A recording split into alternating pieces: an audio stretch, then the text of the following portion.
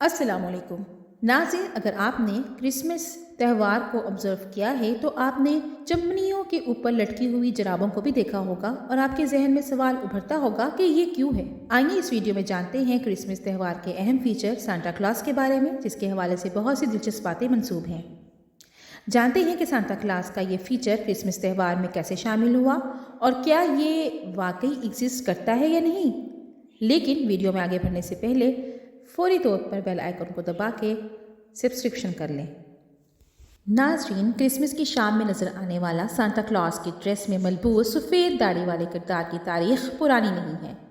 Santa class کا نام ایسٹی Nicholas نامی عیسائی پادری کے نام کا شارٹ کٹ نیم ہے، جو کہ اپنی اچھی مہربان طبیعت کی وجہ سے باقی پادریوں کے مقابلے میں مقبولیت اور پسندیدگی کی نظر سے دیکھا جاتا تھا، جس میں غریبوں کی مدد کرنا اور بچوں کو تحفہ تحائف دینا سیر فہرست ہے۔ ایسٹی نیکولس حضرت عیسیٰ کے زمانے کے گزر جانے کے 300 سال کے بعد پیدا ہوا۔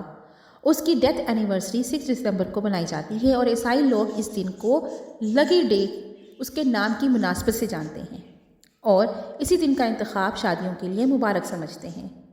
بڑی بڑی نوعیت کی خریداری بھی یہ دن منتخب کیا جاتا ہے۔ کرسمس ڈے پر سانتا کلاس کا شوق و چند ہنستا مسکراتا تحفے تحائف تقسیم کرتا ہوا وجود کا انتخاب بھی اس لیے کیا گیا۔ کلارک نے ایک نظم لکھی جس کا نام تھا A Visit from the St. Nicholas۔ سٹ نکلس کو کرسمس نائٹ میں اڑتے ہرنوں کی مدد سے کھینچی جانے والی آسمانی گاڑی میں آتے ہوئے کی منظر کشی کی ہے، ایسی گاڑی جو تحفہ تحائف سے لدی ہوئی تھی۔ ناظرین، سٹ نکلس سانتا کلاس کے بارے میں اس نظم کو ابتدا میں اخبارات نے غیر سنجیدہ لیا اور سٹ نکلس کی مافوق الفطرت خصوصیات کا حامل دکھانے کی وجہ سے حوصلہ افزائی نہیں کی، لیکن یہ خیالائی تاثر عوام میں انتہائی مقبولیت اختیار کر گیا کہ ایک وقت آیا کہ پروڈکٹس کی مشہوری کے لیے سانتا کا امیج لازمی ہو گیا۔ ان پروڈکٹس میں قابل نمایاں کوکا کولا کی کمپنی تھی، جس نے اپنی پروڈکٹ کے ساتھ ساتھ سانتا کلاس کے وجود کو بھی امر کر دیا۔